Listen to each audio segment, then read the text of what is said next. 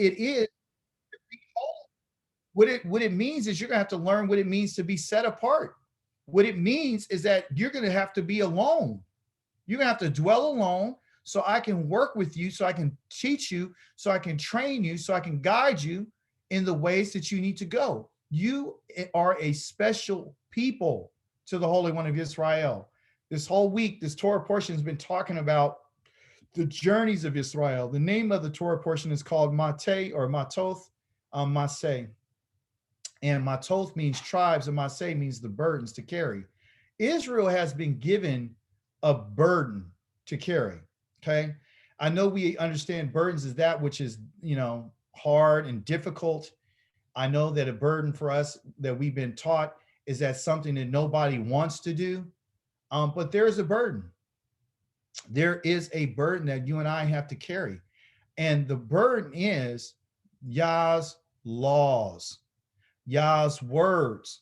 This is what he gives to us for us to carry. And the reason why he's given it to us to carry is because you and I are his servants. That's who we are. We are the servants of the Holy One of the universe. I hope you understand what I just said. You are a servant of the Holy One of Yisrael. But let me not say it. Let him say it. So where are we going to go? We're going to go to the book of Isaiah, okay? We're going to go to the book of Isaiah first and foremost, okay? In the book of Isaiah, Yah continually talks to Israel about being his servant. We are his witnesses. We are the servants of the Holy One of Israel. And with every master and servant relationship, the master is supposed to tell the servant what is it that they need to do for the master, okay? So this is a great, this is a great responsibility. You might ask yourself, why does this guy keep laughing?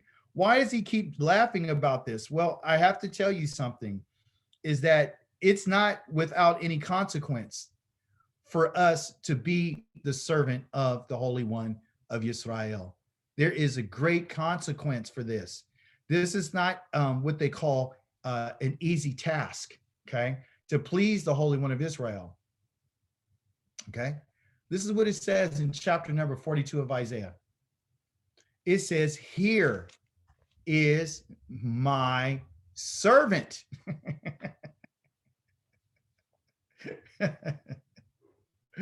Servant in the Hebrew is called avad. Okay, let me put it up here for you. Okay, you could transliterate A-V-A. Sorry that the V is not really sharp because my fingers are kind of chunky and fat. Avad, okay? An avad is a servant, and to serve is called the same word, but it's pronounced a little different. It's called aved, okay? So you'll hear a word say avad. Avad is a servant. And what does a servant do? He aved, avad aved, okay? And so servant, and what does a servant do? They serve, okay? But here's what it really means in Hebrew, right? It's not as just a servant. You're a slave. You are a slave to the Holy One of Israel. That's what we are.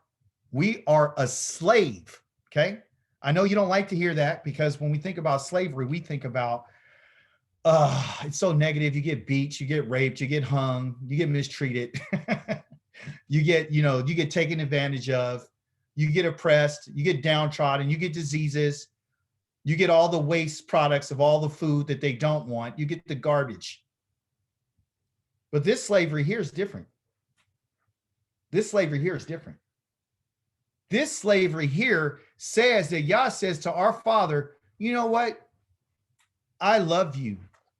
You did what I asked you to do. You left a land that you were with your fathers and they served other gods, but you believed what I told you and you did what I said. So guess what? I'm going to give you a land and I'm going to give you descendants and I'm going to give you the whole entire earth to be a blessing to them. And the statement that our father made was, well, what good is all this going to do for me if I don't have any descendants, or if I don't have a son to leave all this to? And Yah told him that I'm going to bless you, and I am going to give you a son, but I'm also going to give you descendants that are going to outnumber the stars. Okay. So he made a covenant with him and told him that I'm going to give you land, number one, descendants. And because I'm going to give you the land and descendants, I'm making a promise that I'm going to give this to your descendants after you. I make a promise to you that I'm going to be their Elohim. I'm going to be their God. I'm going to be their power. I'm going to be the one provided for them. Why? Because you listened to what I said. You did what I asked you to do. Okay. So we're Yah's slave. And that's who we are. Even though we're an abundance of people, each and every person that's online today, understand today, moving forward, that you do not belong to yourselves. Because listen, this is what he says. You are my chosen one. Yah could have chosen anybody else on the face of the earth. He could have chose any other family. He could have chose some other man, but he didn't. He chose our Father. That's who he chose. And all those who want to join themselves to Israel have this same right. He said, I took pleasure in him. I take pleasure in my servant. I have put my spirit on him, and he will bring justice to the Goyim. You say, oh, well, this is singular. This right here, the one that you talking about who's chosen, it sounds singular. So automatically we think that's JC. So what's the question? The question would be, who is this one? He didn't tell us any name right now, did he? He just told us, here's my servant whom I have chosen and whom I take pleasure. I put my spirit on him. He will bring justice to the Goyim. The Goyim means the nations, okay? He will not cry or shout. No one will hear his voice in the streets, okay? He will not snap off a broken reed or snuff out a smoldering wick. He will bring forth justice according to truth. He will not be weakened or be crushed until he has established justice on the earth. So who is this servant? Who is this slave? Who is this one in which he's talking about? Let's continue to read. Israel. Yes, somebody's bingo. But let's see what Yah says. The justice on the earth and the coastlands wait for his Torah, his instructions. Thus says Yahweh Elohim, who creates the heavens and the earth, created the heavens and spread them out and spread out the earth and all that grows from it. Why did he just say this? Why did he just say he created the heavens and the earth and spread them out and stretches out the earth and all that grows from it and gives breath to the people on it and a spirit to those who walk on it? Why would he mention this right now after what he just said? To let people know that it's just him doing that? Yes, that there is. He always, excellent, Malachi. He's always identifying himself with being the creator of the heavens and the earth. We sometimes read over it, oh, he created the heavens and the earth. And we just let that go right over our heads. Okay? So if he created the heavens and the earth, and he created everything in them, and he spreads them out, and now he even asks to say, I give breath to the people on it, and the spirit to those who walk on it. This is the master of the servant that's mentioned in verse number 1. He mentions this so you and I can have an inkling, a thought, like, who is this master? If you don't know that you're his servant, you're going to find out today. You're going to find this out today. Yah is the creator of everything. He's the creator of every emotion that you have. He's the creator of every desire that's in you to eat. He created that. He created sex. He created it for his pleasure, for his ability to create. He chose that method for humans and animals. He created the eyes, the ears, the mouth, the tongue, the breath, the voice, the hair. He created it all. Every animal you see, every insect you see, the one who has done all things, the sun that's in the sky today, that's going to make it 106 degrees here in Fairfield today, is the one that I serve. Get it in your head today that you are Yahweh's servant. You are his slave. It's one and the same. He mentions this to let us know the power that he beholds and that he has. He has to let his servant know. Yah makes everything grow. Everything that comes out of the earth comes from Yah's hand. It comes from his command. Every ounce of food that you've ever eaten to this day has been from the hand of Yahweh. Every breath that you and I have taken to this day has been the breath that Yahweh gave to you. He is the one who gives breath. If he's the one who gives it, he's the one who takes it. He's the one who gives us a spirit. It is Yah's doing. I, Yahweh, have called you righteously. Listen, servant of Yahweh. I need you to listen. He's talking to you. I called you. I took hold of you by the hand. You, individual, you get to choose whether or not you want to be Yah's slave.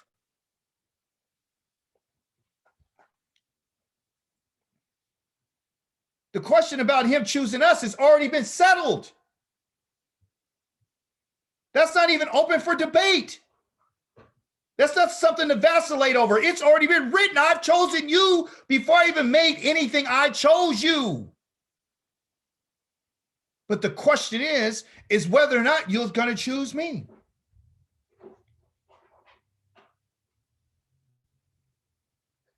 Yah does not force himself on anybody.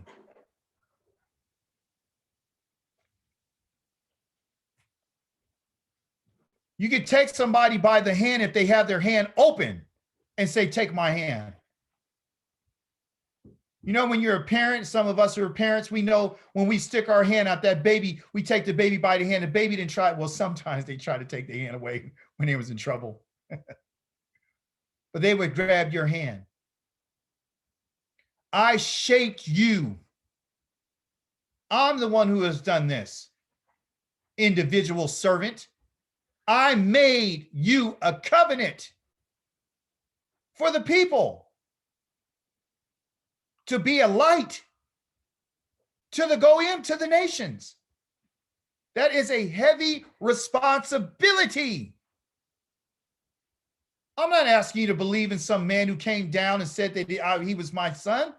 I already told you who my son was. I told Pharaoh who my son was. I wrote that a long time ago.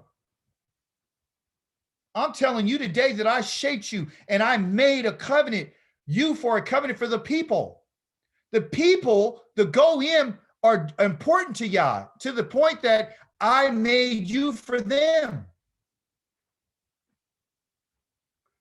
Just like I made the sun and the moon and the stars to be light for the day and the darkness. I've created you for a purpose. You have purpose.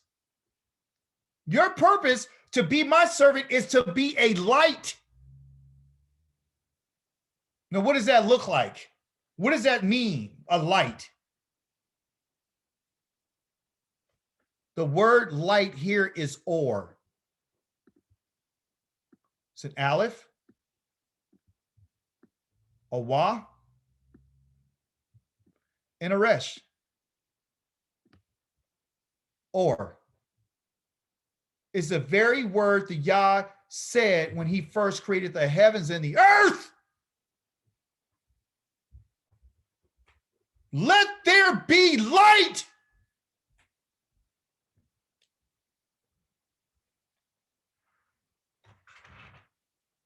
I'll read it again.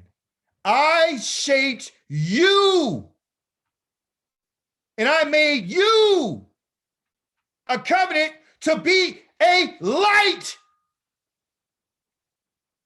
for the nations. Let there be light. And there was light, and Yah saw that it was good.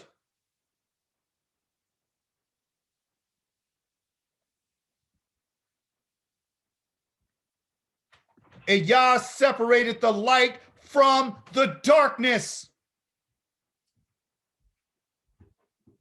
If Yah had created us and shaped us to be a covenant and to be a light for the nations, then what are the nations in? They're in darkness. And I've made a distinction between you and them. I made you light.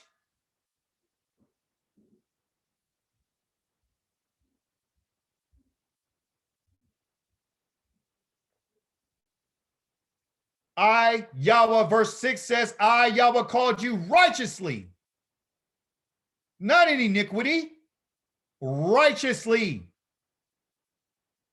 I took hold of you by the hand, servant, and I shaped you, servant, and made you a covenant for the people, servant, to be a light, servant for the Goyim. For what purpose?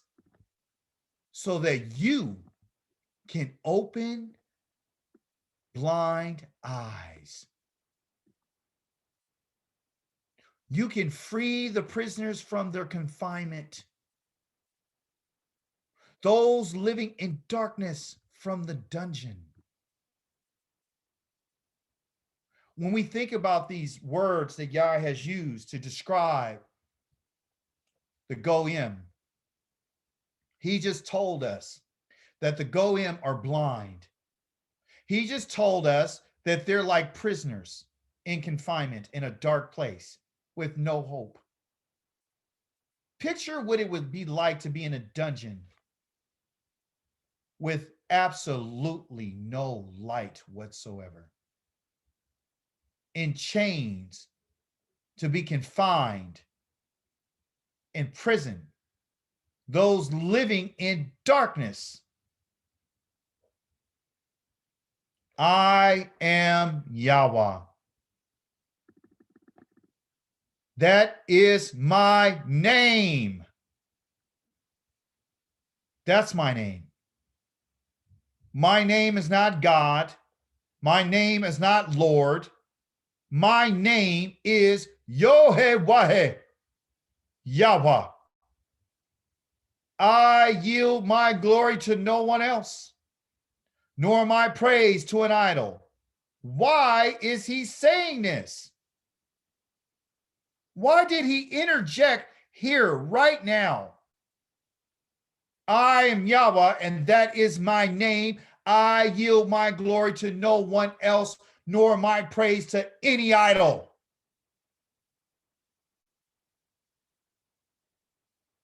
Because he has to let us know that as his servant, neither should you and I.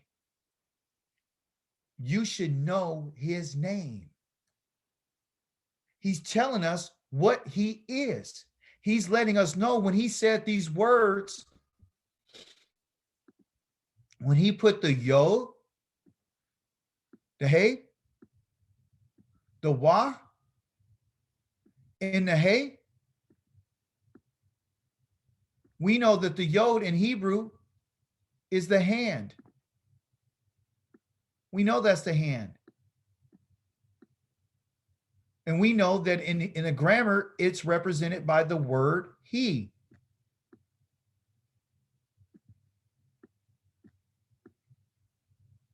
We know that Hawa right here means to exist.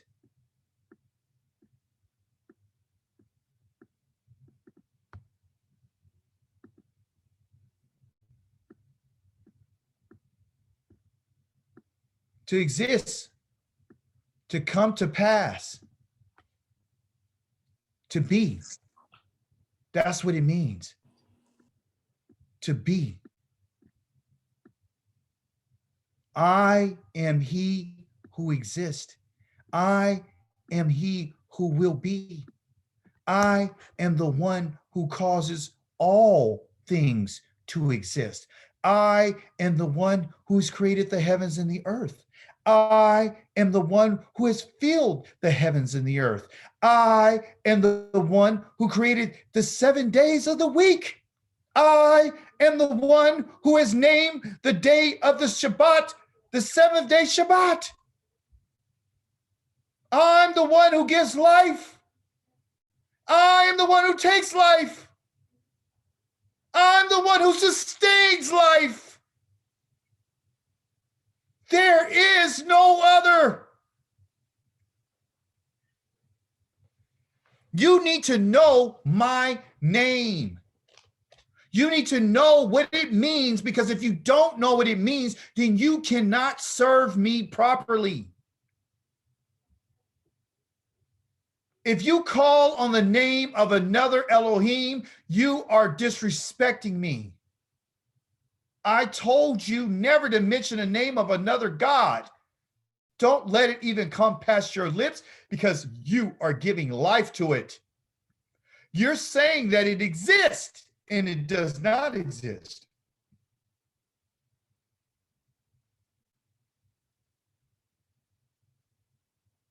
See now, or how the former predictions come true. And now, new things do I declare before they sprout. I tell you about them. How is he going to be able to do that? He says, I'm going to tell you about these things because I'm the one who causes them to be, because I'm the self-existing one.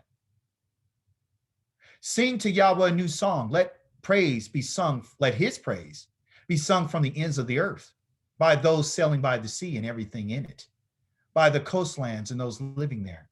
Do you know that you and I really don't know how to praise Yah? We don't know. We like to thank him for some things, but we don't like to thank him for everything. We don't. We don't. But let's find out who this servant is. I'm going to go to chapter number 43.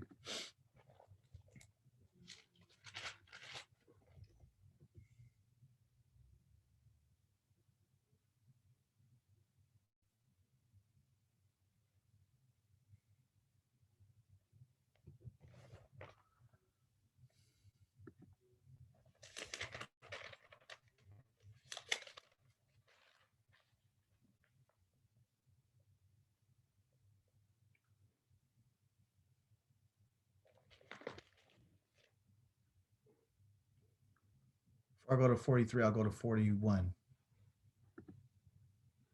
because that's what I want to get to. I can show you the mystery. Chapter 41 says, keep silence before me, coastlands. Let the peoples replenish their strength and let them approach, and then let them speak. Okay?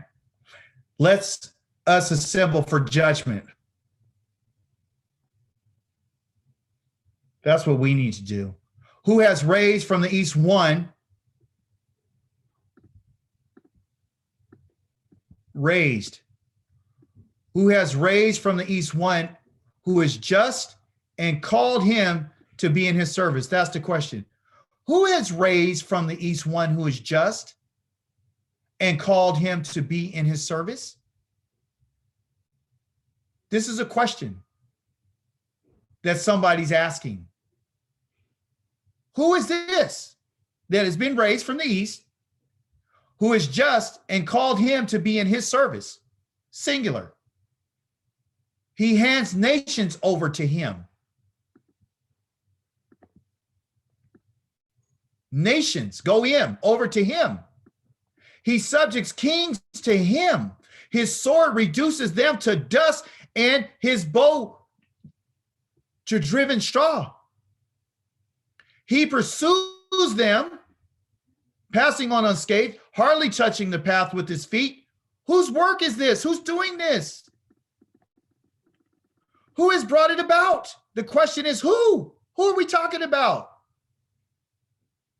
He who called the generations from the beginning. I, YHWH, am first, and I am he, the one who is what? I am the first, and I am the same with those who are last. The coastlands have seen and became afraid. That's why he said, let us gather for judgment. The ends of the earth have trembled. Why? They have approached, and now they have come to what? To judgment. See that word approached? Here's the word approach right here. Let them approach for what? To assemble for judgment. Let me show you how important you are, Israel. I am the first and I'm the last, and I'm the same with those who are last. Verse 5, the coastlands have seen and became afraid. The ends of the earth have trembled. They have approached. Now they have come. Everyone who helps his fellow workman, everyone who says to his brother, be strong, be strong. The woodworker encourages the goldsmith, the polisher encourages the hammerer. And he says of the soldering, yes, that's good. He puts nails in and keeps it idle for moving. But you,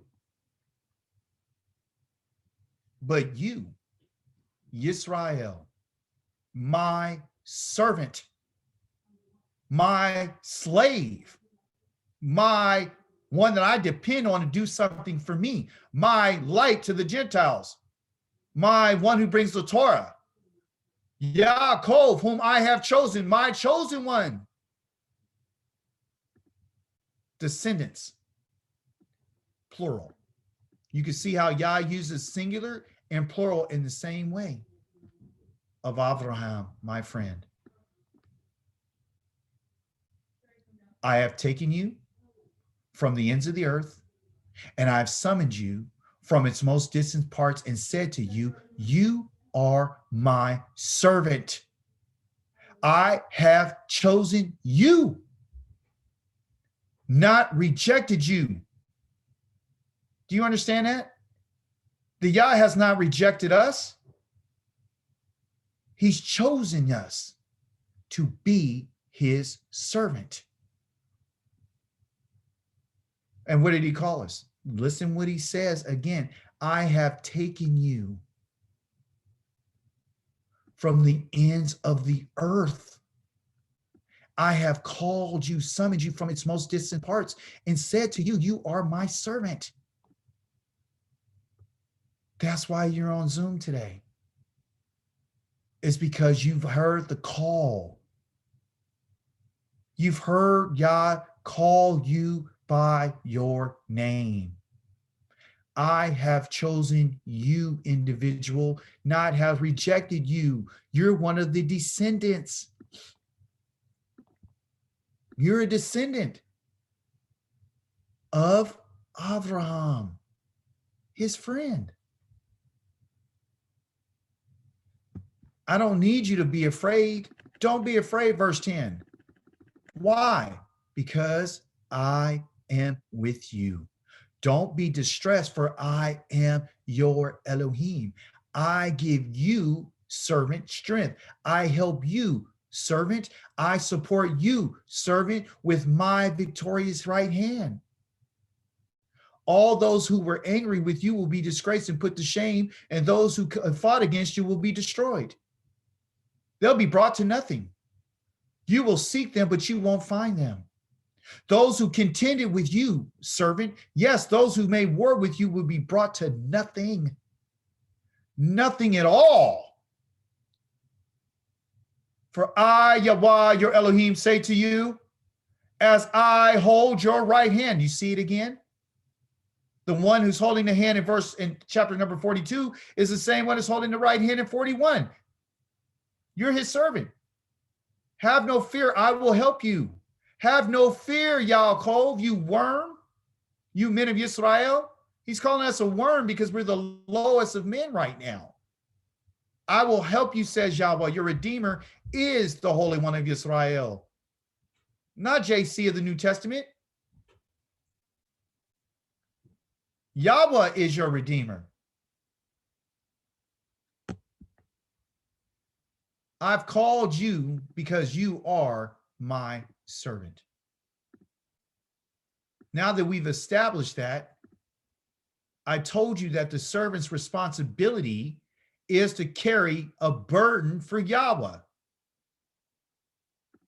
We're going to go to the book of Malachi.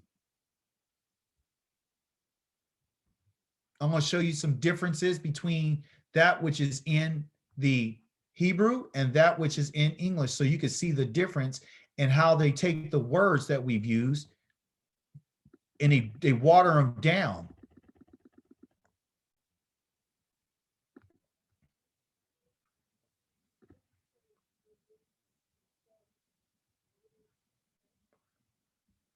Malachi's name means my messenger, the one who walks on my behalf, my Malach.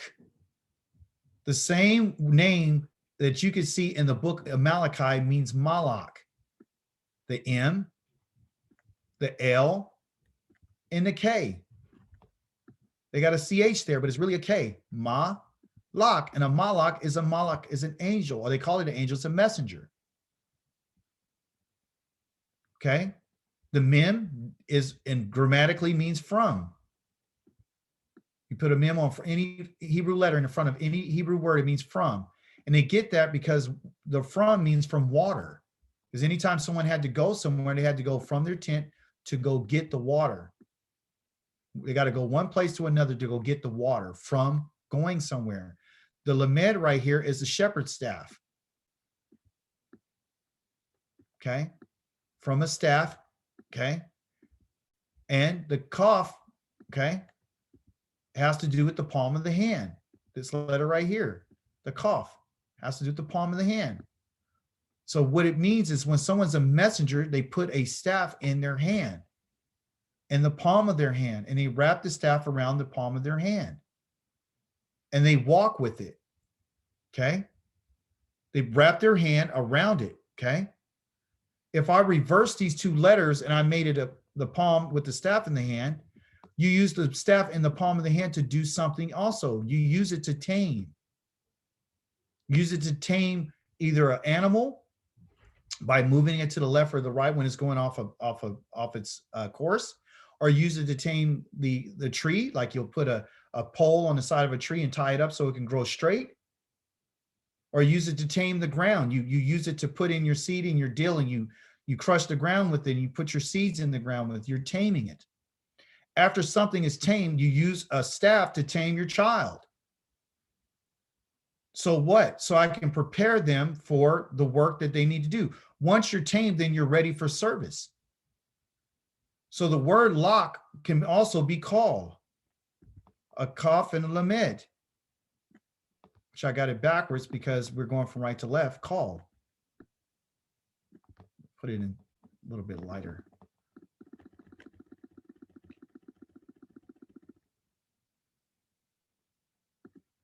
Move it out right here and show you. So that's what you need to understand. So M from Malachi, the M, the L is the next one. And then they got the kaf, okay, which they put as a K in translated English. That's the staff.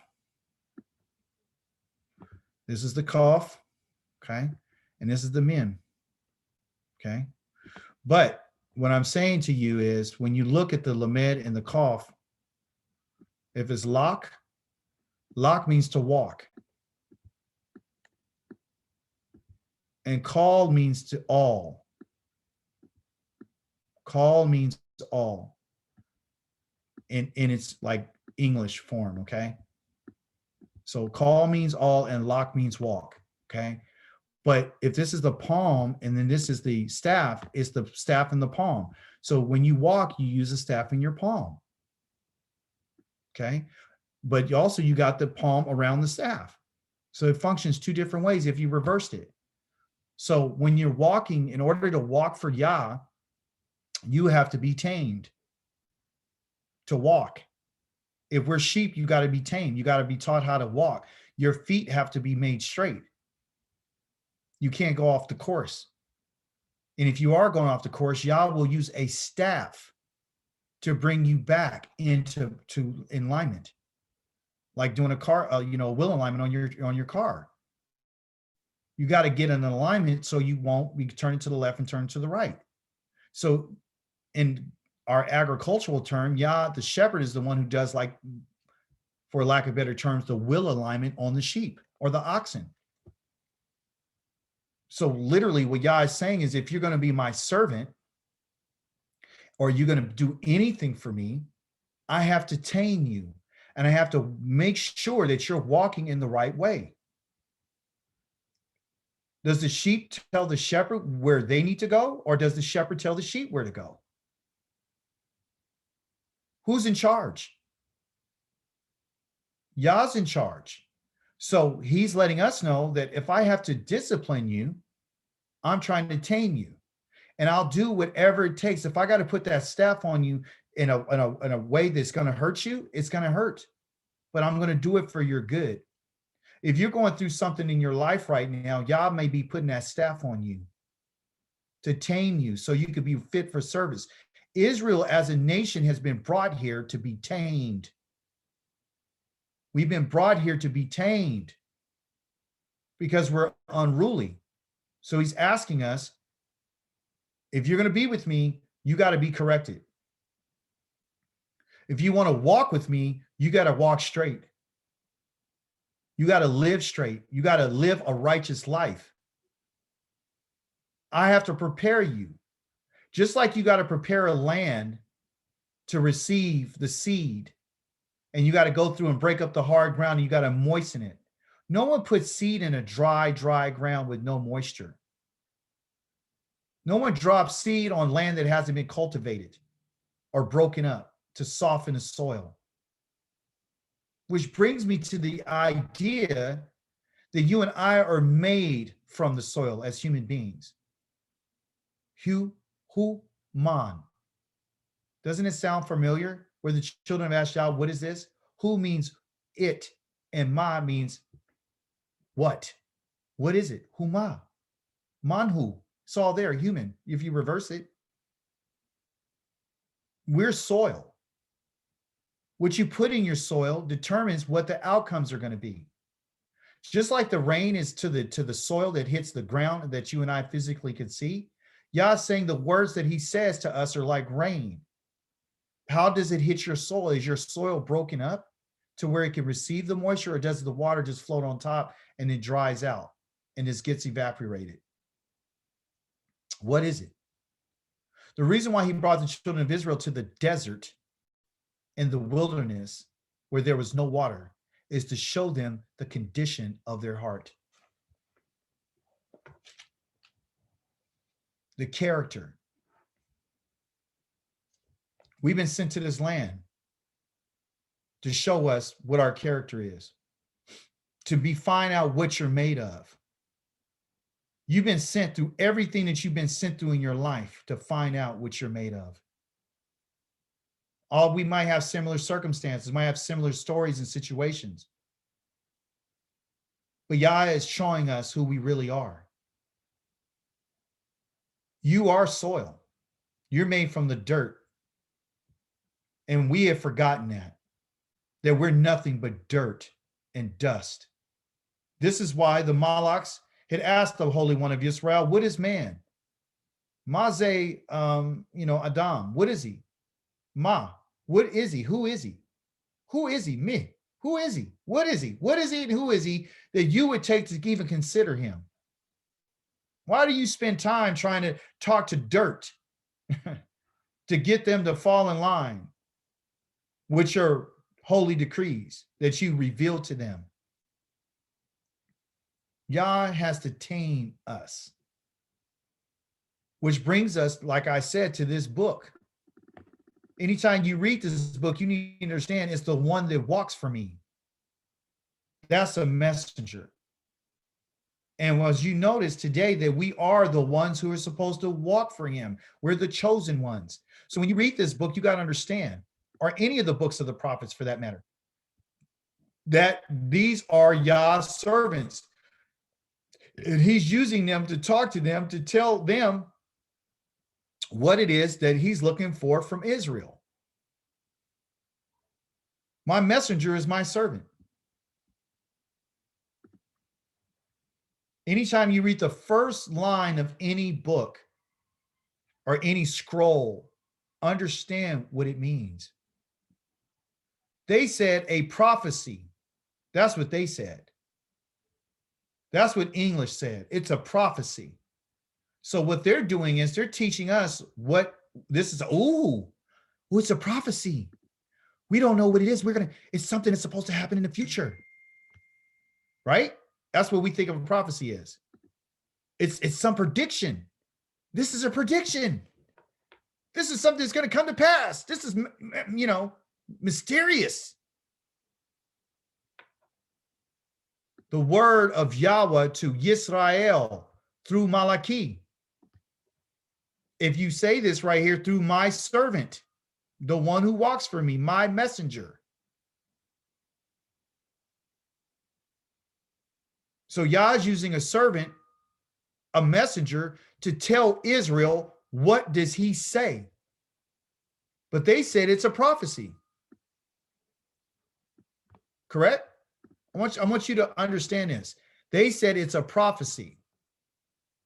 Let me show you the power of the Hebrew language and why you don't want to just believe everything that you read. You got to search it out. The first word here is the burden. That's Maseh, right there. Masa. Right here, Masa. Let's look it up. Masa. You know, when the African American was on their plantations, they thought it's calling them a master. They were calling him a massa. Yes, a massa. Yes, a massa. Yes, a massa. Because he was a burden to them. They were going to receive a load from this person. A massa is something that has to be lifted and bared. You have to bear it. It's a load. Okay? It's not a prophecy. They use that word prophecy because they're thinking from their what one would say their culture, their way of life. They thought this was a prophecy. That's what they wanted to interpret it as, a prophecy. But it's not a prophecy. If it was a prophecy, it would have a different word. It'd have a different word like Naviim, or Nava. That's prophecy, because a prophet is called a Navi. And a Nava is the prophecy. Okay. A Na'um is a declaration where Yah says something's going to come to pass. There is no prophecy here. Okay. There's a burden. And the burden, as you can see, is that which was spoken by Yahweh. It's called a devar. That's the burden. It's not a prophecy. So as someone who walks for Yah, okay, Yah's going to give you a burden to carry. And in this case, the burden is the words of Yah. That's the load that you and I have to carry. Some of us don't want to carry the load. I'm not saying anyone in particular. Some of us have carried the load and it's heavy. And it seems difficult at times. The load has caused our arms and our legs to hurt in our hands. In this case, we're not holding a physical load. We're carrying a spiritual load. To carry the words of Yahweh are burdensome. But as a servant and as a messenger, you are going to have to carry it. And guess what it is? This burden was to be sent by this one who's walking for Yah, my messenger, Malachi. Malachi had to go and carry this load. And he had to go to a people that Yah sent him to. It's not easy. Telling people what Yah says is difficult. Yah doesn't tell us to tell people what he said for the benefit of us getting any glory from it. And that's the reason why a lot of times we don't want to do it. Because we're not going to get nothing out of it. We want something. We want some accolade. But we heard in Isaiah that he said, I ain't going to share my glory with nobody. I'm not yielding none of my glory to anybody. None of it. Even in the sense of him using Israel, he's not yielding his glory over to them. He's demonstrating his glory through them, but he's not yielding it to them. He'll never yield no part of his glory to anybody. Yah's not in business with us. This is not a partnership. It's not. It's not a partnership. You and I are not 50-50 and we're on the same level. It's not. We're subjugated to Yah. There's only one king. And we have to accept that. How we feel doesn't really matter. What matters is, what did Yah say? Are we doing what he says? Does he care about us? Yes, he does. Am I saying he doesn't care? No, he does care. He cares for his creation. But when it comes to us doing what he says, his word magnifies and goes beyond anything that you and I can ask, think, or feel. We weren't created to do nothing but to be a servant for Yah. And that's the reason why we're having difficulties transitioning, because the world in the Western Hemisphere has told us that your purpose of living is to do what you got to do for you. And what makes you feel good. And what makes you happy. No one can tell you what to do because you're 18 now. You're an adult in the state of California. And in some countries, you could be 16 years old. In Germany, you could be 16 years old and considered an adult. You don't need anybody to tell you nothing no more because you're responsible. These are the ideas that we get when we get into exile. This burden, not this prophecy, this burden, this word came by this messenger, my messenger. And Yah told Israel something. He wanted the first thing he wanted them to know was this: I loved you perfectly. I don't have to go to John 3:16 to tell you that I love the world. I'm telling you that I love you today. I love you. I know what your circumstances are. I know what you're going through. I know how difficult the burden might be. But one thing I got to let you know today is that I love you. No matter what. I love you. What is love from a Hebraic perspective? I look towards your house.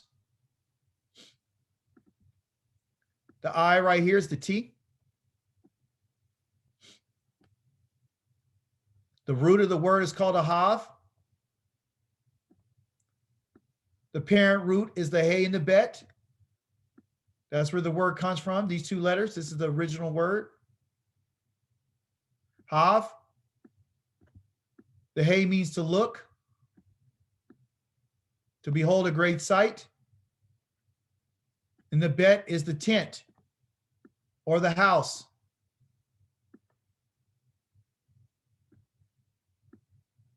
The aleph is strength.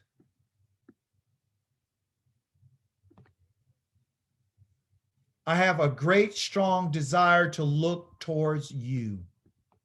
I'm looking towards your house. I'm looking towards your existence. I'm looking towards the furtherance of your family.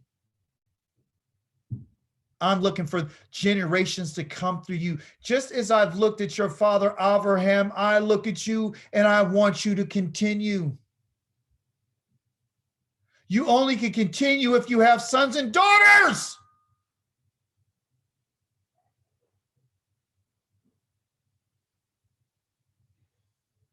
Just like in a garden or a farm. There's no magic tree, people. The house has to do with sons and daughters. This letter bet right here is the first letter in the word for son. Bane. The bet, which is the house, and the noon, which is the seed.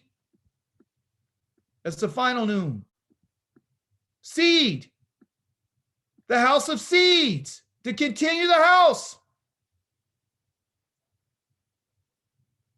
It's the first letter in the word called to build, which is banah. You got the bet. You got the noon, which is the seeds, and the hay, banah, to build. It's the same word for knowledge and understanding. If you can understand agricultural terms, you should be able to understand the Torah. If the land doesn't get any water, everything dies. If your land, which is your body, doesn't get any of the Torah, you die. If you want to live, then receive the Torah. You want to build a family? Do you want a family? You want your generations to continue? Then you better know how to build your house. And you better have Yahweh as the one who is building your home.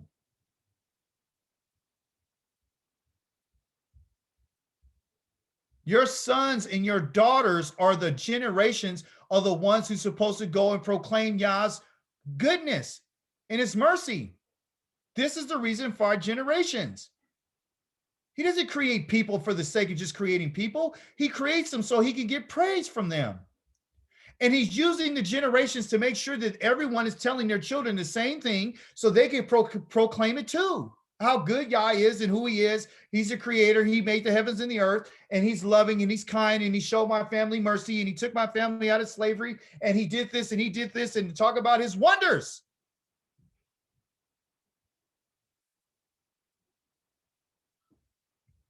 Can't you see the importance of this? If we do not teach our children about the creator, you don't love them. You're not looking towards the house.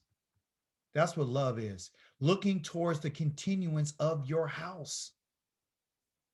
Yah says, I love you because I'm looking towards your house.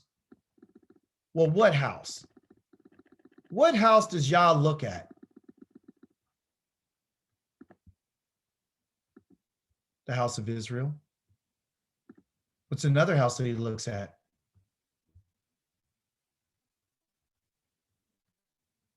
We're going to spin over to Jeremiah chapter number 33.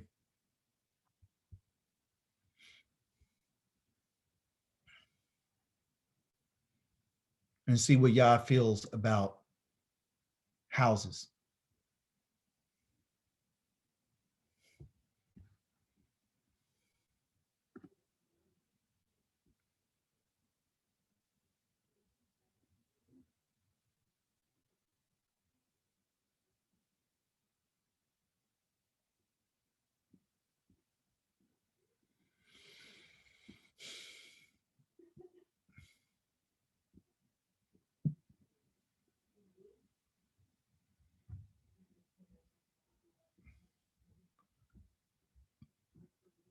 Hear, the days are coming, says Yahweh, when I will fulfill this good promise, which I proclaimed for the house of Israel and the house of Yehuda. Two houses.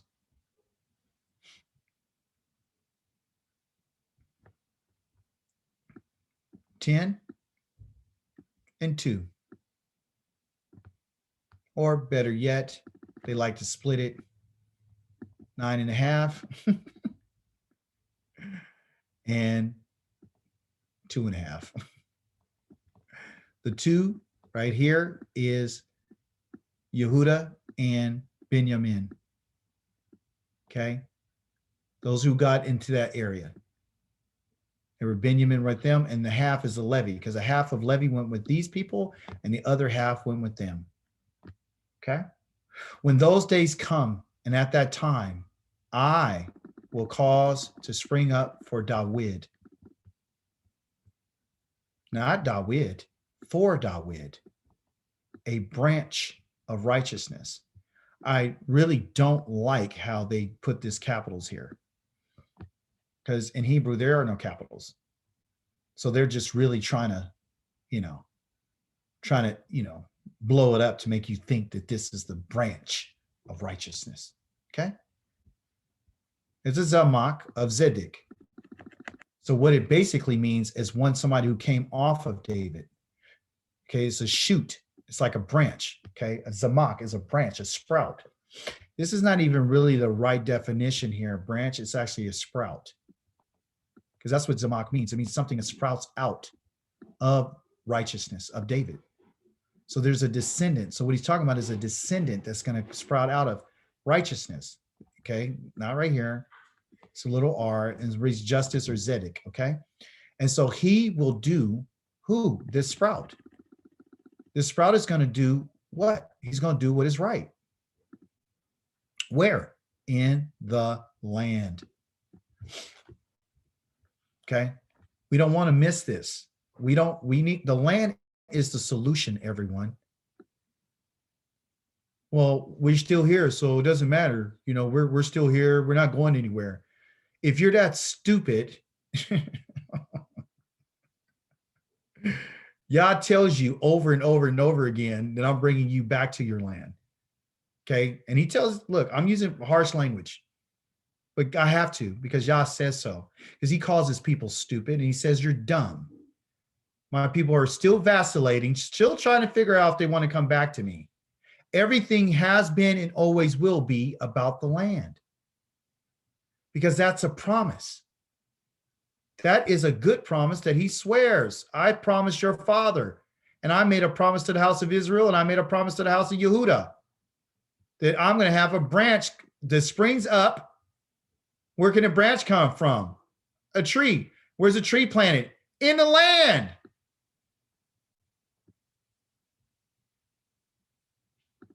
And when those days come, Yehuda will be what? Saved.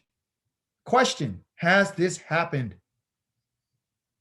When Christ came, was Yehuda saved?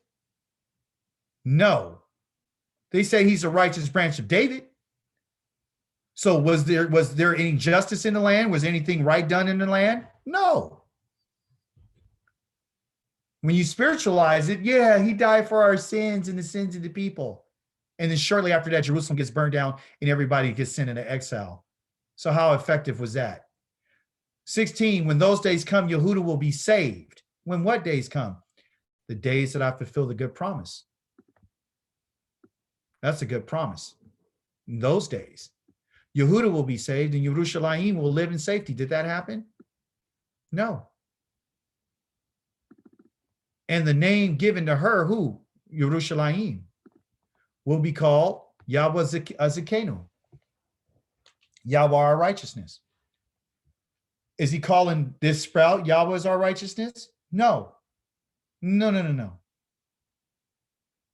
Yah is our righteousness when you and I are going back to the land and we live in safety. There ain't no safety right now, and we're not living in our land, okay? But when you get back there, this is what we're going to call Yahweh Zakenu. Yahweh Zakenu. Yahweh exists for righteousness. This is what Yahweh says. There will never be cut off from David a man to occupy the throne of the house of Israel. You see that? There'll never be cut off a man. Never. Never. When what? When we're back in our land, there will never be cut off from David a man to occupy the throne of the house of Israel. Because if this was like right now, what he meant right now, then guess what? He said the days are coming. The days haven't come yet. Because David is not sitting on the throne. No son of David is sitting on the throne. So that day hasn't come yet. But when these days come where Yah fulfills his good promise to the house of Israel and the house of Yehudah, then Yahweh says this, there will never be cut off from David a man to occupy the throne when that day comes. Okay? Nor will there ever be cut off what? A Kohanim. So there'll never be cut off a man from David, not David himself, from David, a descendant. And there'll never be cut off what? A descendant, a Kohanim, who is a descendant from the tribe of Levi, who's a Lewim, a man, before me, to offer burnt offerings and burn grain offerings. So offerings are always going to be part of the package. So when your people be talking about, oh no, there's no more sacrifice because he was a sacrifice for all time, that's a lie. This word of Yahweh came to Yeremiah. Here's what Yahweh says. If you can break my covenant, okay, with the day. So Yah has not only a covenant with man, but he also has a covenant with the day. He has a covenant with the day. And he has a covenant with the night. So in Hebrew, he has a berith with the yom, because day is yom. For those of you who don't know what yom is day. And then if you have a friend, her name is Lila. I'll put the lie. L-A-I. Lila. L-A, forgive my A. Lila. Her name is Lila. Okay? So Yom and Lila. Okay? Those are the 2 days. Okay? Before it was day, the real name of day before Yom was what? Or. Because that's light. Because Yah said, let me name the light day. So he named Or Yom, which is light, and he named Lila, which is Koshek, which is darkness. And he makes a difference between the light and the darkness. And you can find this in Genesis chapter number 1, I think verse number 14. Okay. So Lila is really, her original first name is Koshek. Okay. Day is really Or, which is light. Okay. So daytime and nighttime, which are separated. That's why it's and here, because there's no connection between the two. I know they told you it's a 24-hour day. That's not true. That's a Western idea. Day for us is when there's light. And there's darkness, is called Koshek, which they call Lila. And Yah made a division and separation between the two. No longer come when they are supposed to. So he says, if you can break. So he's asking a question, can someone break my covenant?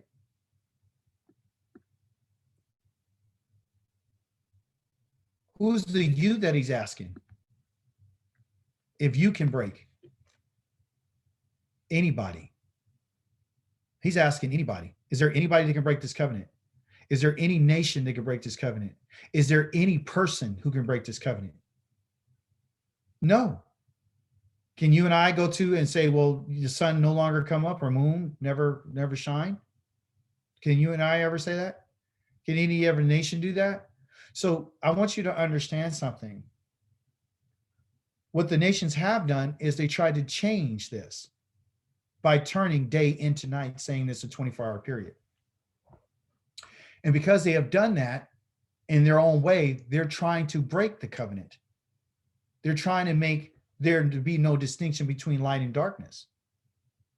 That's why they call day 24 hours. It's their human attempt to try to break Yah's covenant. You ask yourself, why do they go to outer space and why do they dig down into the depths of the earth? Because they're trying to figure out a way to break Yah's covenant, because Yah says, if you can count the stars, or if you can count the sand of the sea, or if you can famine and understand the buildings of the foundation of the earth, then Israel will cease to be a people before me. So this is the whole reason this having an agenda. This is why they're changing laws and changing calendars and changing everything. Because if they can change that, then they can break Yah's. They're trying to break the covenant. Because this covenant means something. And I'll tell you what it means. 21 says, then if they could break my covenant, if you could break my covenant, then my covenant with my servant, my slave, David, can also be broken. The word that Yah promised David as his servant is, there shall never be a descendant to never sit on your throne, ever. I will give that to you forever, okay? So that he will not have a descendant. See, so if you can end the family and you could cut off the family line, then you've broken the covenant. If we could create another savior and we don't need any more descendants, we got the one that we want. And instead of him just saving Israel and those who join themselves to Israel, we'll have him save the whole world. And instead of them thinking about the land, we'll have them think about heaven. Because the land is the promise. So what I'll do is we'll remove the promise of the land and we'll replace them with another people and get that idea out of their head. We don't want them focused on this promise. What we want them to focus on is the descendant, to promise them forgiveness of sins and eternal life where they get to live forever, which is totally diametrically opposed to the natural order of humankind. Let's get them off of the cycle of life, meaning that you live a certain amount of time and then you die and you go on to the next generation, like everything else in creation. Let's make this one different so we can set ourselves apart from all of the rest of humanity and the rest of all creation. We will no longer be considered to be like animals and plants. We're beyond that because we're made in the image of Elohim. So we're gods. We won't have to die any longer, like he said, if we can change the narrative. So we can't change his words, but what we can do is we can change the understanding of those words by creating a new language and a new way of looking at things. And we can create a new culture, a culture that does not include farming and vegetation, but it encourages education and business and commerce and trade. We can move away from thinking about sheep and oxen and corn and barley and wheat and trees and harvesting and reaping and sowing. We can leave that to the farmers, but instead of Israel being those type of people, we don't want those people. So we'll create a new Israel with a new people, with a new dialect, with a new mysterious way to go to heaven, and an esoteric approach, which makes it unconscionable for anybody else to be like them. And then we'll have them, keep everyone else out. If they are the people, then why aren't they teaching the nations about the Torah of Yahweh? So we'll move away from them doing that, and we'll get rid of Israel. So we won't have to hear about showing up for Sukkot. And if anything, we don't show up, we'll go through a famine. We don't have to hear about if you don't show up for this in particular Moedim, then we'll have a plague and be destroyed. We don't have to worry about the Shabbats anymore because we got rid of those people. We destroyed their calendar. We destroyed their culture. Yet we have destroyed them. If my covenant with servant David also can be broken, if you could break the covenant I got with the day and the night. So the covenant of David is directly connected to the day and the night, which is directly connected to the sun, the moon, and the stars. And also, too, the descendants are connected to the stars of the heavens, because that's what I told AVRAHAM. If you could break my covenant with David, then if you could break my covenant with the day and the night.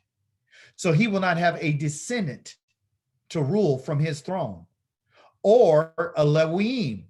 So it wasn't just about David. I don't need to only give you a new character to replace David and saying it's just one descendant.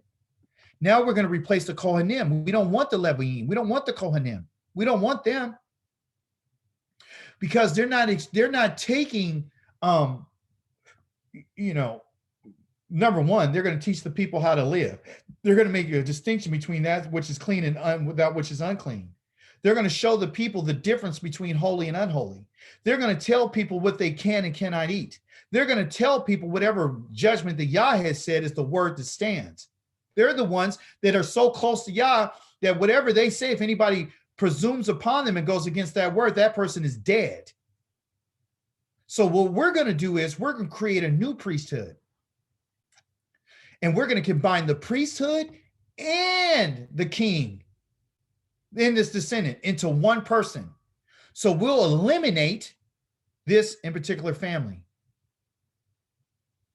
We'll make everybody in the earth a royal priesthood and a holy people. We'll get rid of them. And we don't need them anymore. We'll turn the Kohanim to being disciples. And then if you decide to follow Christ like the disciples did, then you too can be like a priest, because you're a priest, a royal priesthood, a holy nation, a peculiar people according to the book of Peter. So now instead of the Lewiim being the only people that have a closeness to God, now we'll have everybody can be close to God. Everybody can be a prophet and a prophetess now. Because if you believe in Christ, now you're part of it too. You're one of his priesthood. To the degree that if you could get rid of this, and you could get rid of them, to the degree that the armies of heaven are past counting. The armies of heaven, people, are the stars, past counting. If you could get rid of them, and like the sand by the sea is past measuring, I will increase the descendants. You guys are not getting rid of them. Yah says, I'm going to increase the descendants. I'm not going to get rid of them. And look, it's not one.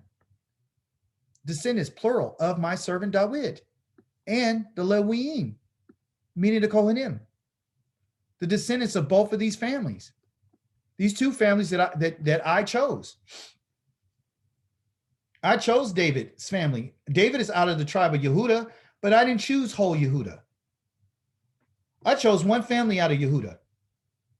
I didn't choose all of Levi to serve me in that capacity of being a priest. Yeah, I let them come and help out. The Lewiim and their cousins can come help in the temple maintenance, and they can help build stuff. They can help, cut up some meat. They can help in all that kind of stuff. But there's only one family that I chose that can approach me, and that's Aaron and his sons forever. People don't like this, everybody. They hate this, okay? They're jealous of this because these are the two families that Yah chose. This word, because remember, Yah's words can be a burden.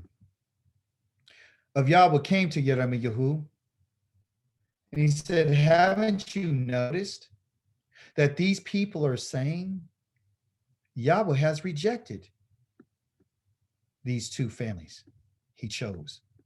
Not tribes, families. Do you understand? Out of everyone's tribe, there's only a certain family that Yah chooses. Is your family the family that Yah has chosen out of the tribes of Israel? Has he not chosen you out of all your family? You wonder why they don't listen to you. You wonder why they don't understand. You wonder why. Why don't they even want to come to a Bible study? Why don't they want to learn the Torah? Why aren't they interested in learning about the diet? Because they are saying the Yah. They don't want Yah to choose two families. They hate this. You guys remember in the book in the book of Numbers in Midbar, where the families of the Levuim, Korach and Avihu and AVRAHAM and Dathan and the sons of Reuben got upset because they said, we're God's, we're Yah's people, we're holy too. We want to approach him. What did Yah do? He killed him. Going against what Yah said. He says, hence they despise my people. Who despises them? The people who are saying Yah has rejected these two families. There's two of them. And those families are David's family and Aaron's family, which that was passed on to Pinchas, which Yah made an eternal covenant with him forever. He says, my people, they despise my people and no longer look at them as a nation. Here is what Yahweh says. If I haven't established my covenant with the day and night and fixed the laws, the Torah for the sky and earth, then I will also reject the descendants, not descendant, descendants of Yaakov and of David. See? I'm going to reject these descendants, plural. So David is always going to have descendants, and so is the descendants of Yaakov. Choosing from his descendants people to rule over the descendants of Avraham, YITSCHAK, and Yaakov.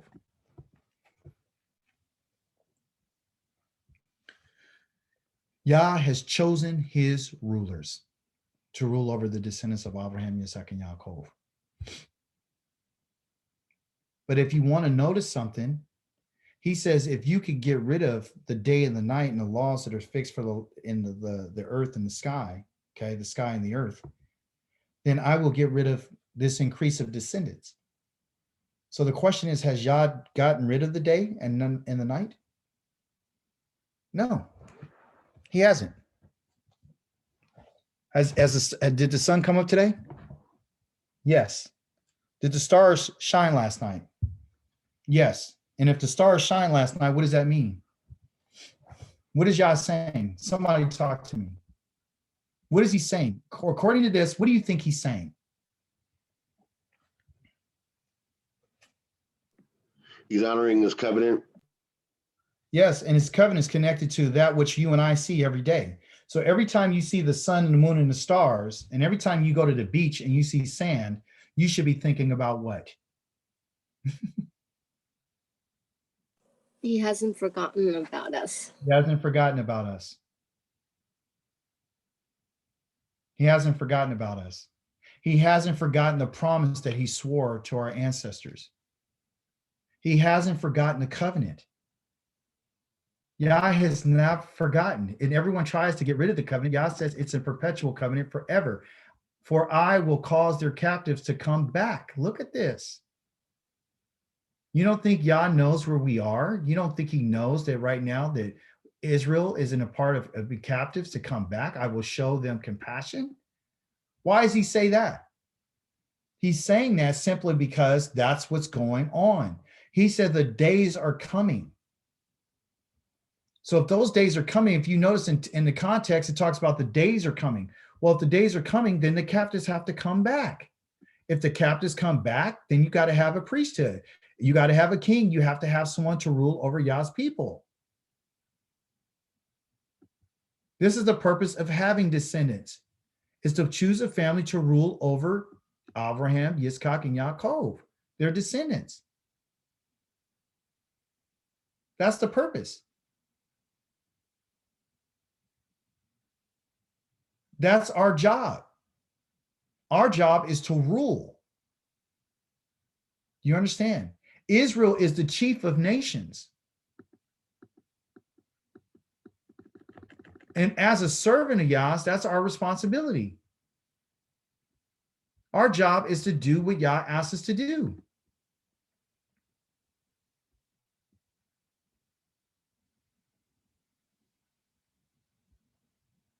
But there's something wrong with Yah's servant.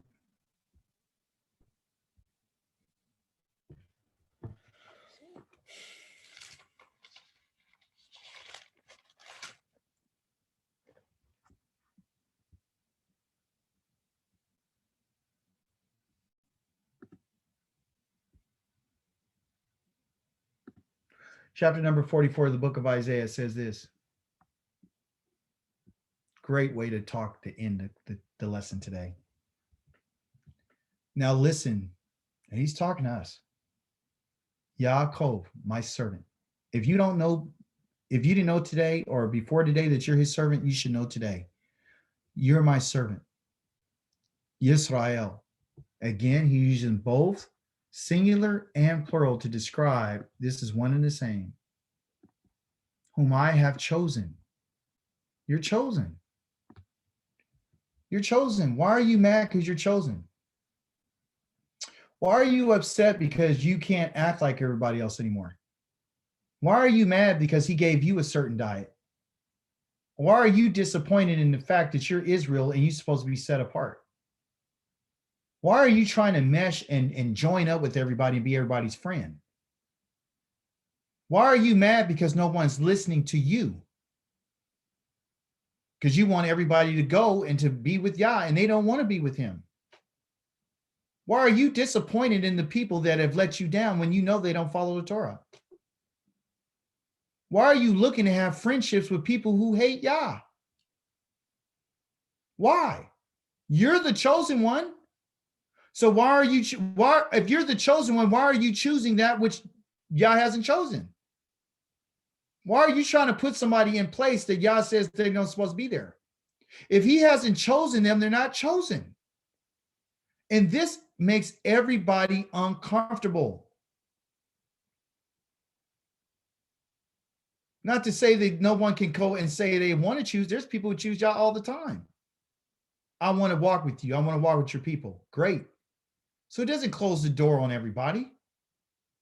It's whoever wants to join themselves to Israel, they can. Thus says Yahweh, who made you. Yah made us. I formed you, servant. I formed you in the womb. And we'll help you. That's what he's been saying the whole time. Don't be afraid. Isn't that what we read in 41? Don't be afraid. Yaakov, my what? My servant, Yeshurun. Yeshurun is a nickname. Yeshurun means the upright one. Yah is saying this is my little nickname. When I was growing up, my nickname was Pee-wee. My grandmother called me Pee-wee because I was little. I was like really skinny and I was really little. So she said, oh, look at my little Pee-wee. Talking about my characteristics. You know, you get someone a nickname based on the characteristics. When Malachi was a little baby, I named him Mumu. And Mumu means a little, I like him named that because he liked to drink milk. I was like, look at this little Mumu right here. He just likes to drink a lot of milk. And then my other daughter called her Chickie. Called her Chickie because she looked like a little chicken. You know, little chicks, so they got a little hair fuzz sticking off the top of their head because her hair wasn't growing. Another girl got a head full of hair. So you call people according to their, you know, their characteristics. So Yah is calling Israel Yeshurun, and Yeshurun means the upright one.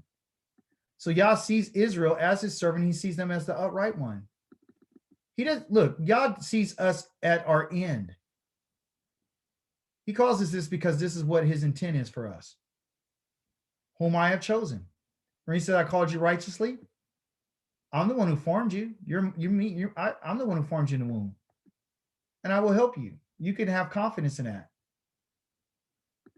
For I pour out water on the thirsty land and streams on the dry ground. Why does he mention that? As Malachi has said before, he wants us to know who it is that's doing what he's doing for us. Pour out water. Does that sound spiritual?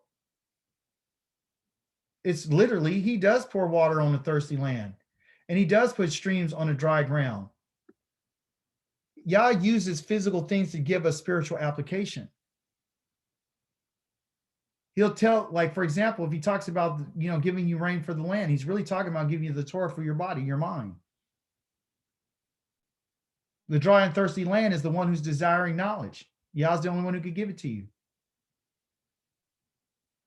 I will pour, listen what he says, I'm going to pour water, and then he says, I'll pour my spirit on your descendants. Why? Because your descendants are dry Your descendants are thirsty in their land. My blessing on your offspring. Yah's spirit is equivalent to what you see right here as being water. You see that? They will spring up. They spring up. Where he said early in one of his other chapters that I'm the one who causes things to spring up in the earth. He says they'll spring up among the grass like willows on the riverbanks. They're just going to pop up. And that's what's going on today. One will say, I belong. Now listen to this. This is how you know we're in the end. This is how you know this is happening. And this is perfect for those of us who had some doubt to whether or not Yah is on his way. Okay? Listen again. So let's don't be religious. Listen. Now listen. Listen, listen, listen. Listen, Yaakov. My servant Israel, whom I have chosen. He's just telling you and I right now, I need you to open your ears because I'm about to tell you something. Those of you who are on Zoom today, I need you to open up your ears and I need you to let me tell you something. Thus says Yahweh, who made you. Take this personal because he's talking to you. I made you and I formed you in the womb and will help you. Don't be afraid. Yaakov, my servant, Yesharum, whom I have chosen. For I will pour out water on the thirsty land and streams on the dry ground. I will pour my spirit on your descendants,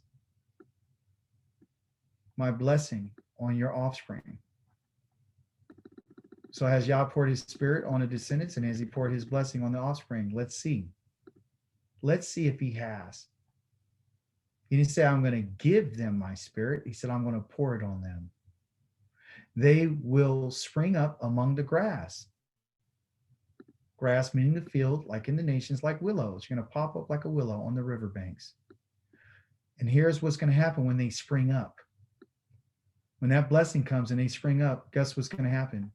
One person is going to say, I belong to Yahweh. Question, has anybody on here said that?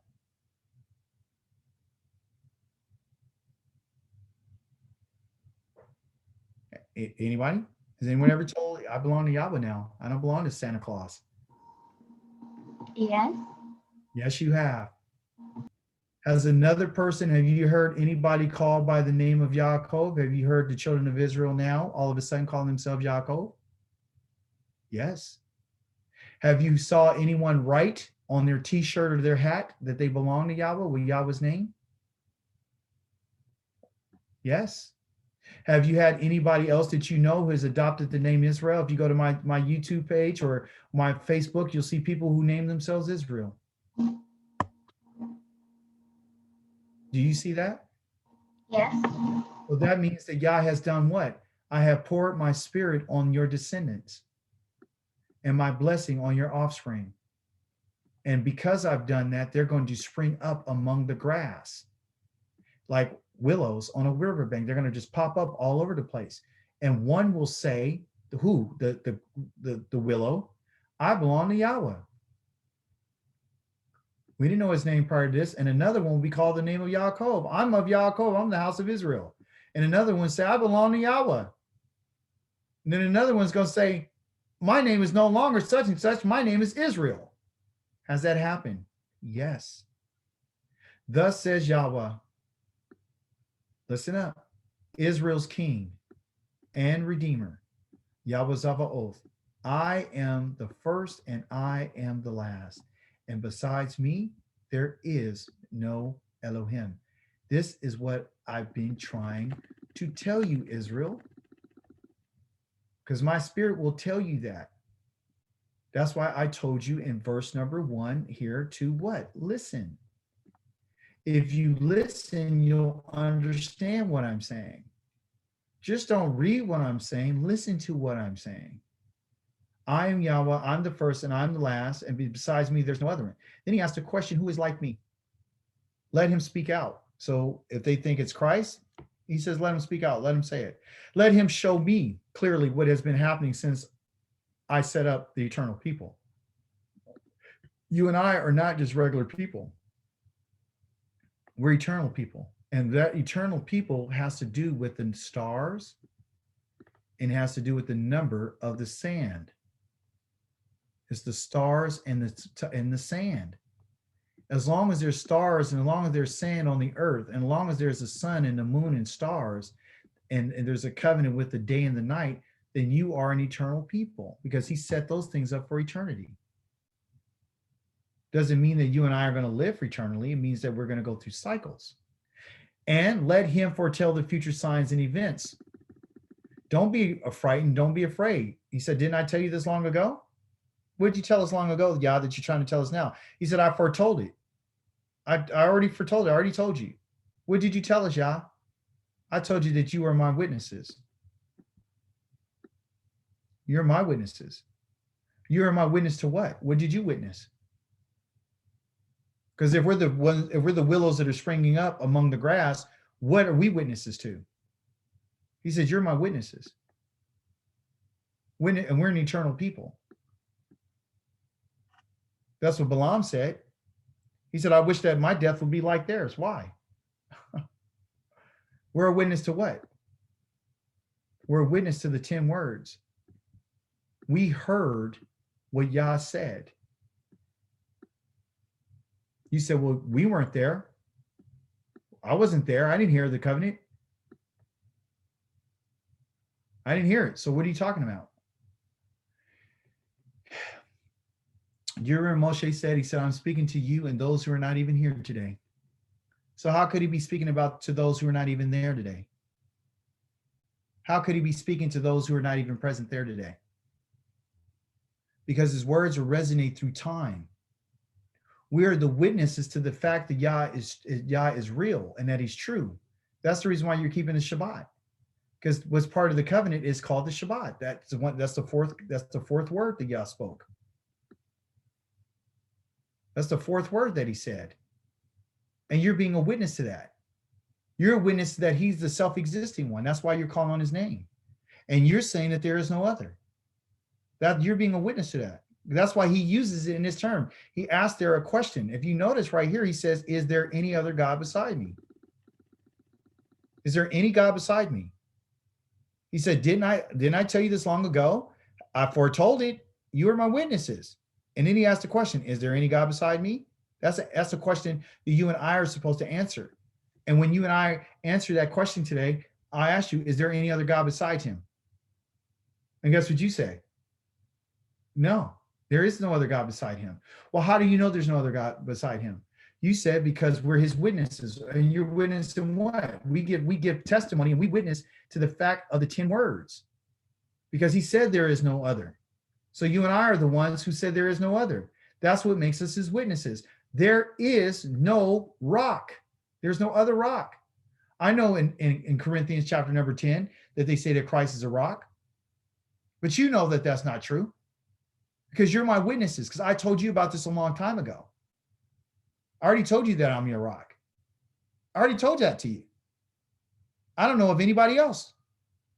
He says all idol makers amount to nothing. Their precious products profit no one. It's the work of their hands. And their witnesses. Their own shame, neither to see or understand. They can't see, they don't understand nothing. Who would fashion a god or cast an image that profits no one anything? He's asking that question. Who would do that? A Christian? Yeah. See, it's not only about the God that's a problem. It's actually about the image as well. It doesn't profit anyone. Okay. He says all involved will be ashamed. And more than anyone else, the people who made them. Let them all be assembled. Why? And let them stand up and let them fear and be ashamed together. And be shamed together. Fear. Why? Because they're going to see Yah. And when he shows up, they're going to find out that, wait a minute, there is no image. There is no God besides him. There is no one. A blacksmith makes a tool over burning coals, and his strong arm shapes it with the hammers. And when he gets hungry, his strength fails. And if he doesn't drink water, he gets tired. And the carpenter takes his measurements and stretches out, and he sketches out a shape with a stylus in the planes of the wood and checks his calipers and carves it into a shape of a man.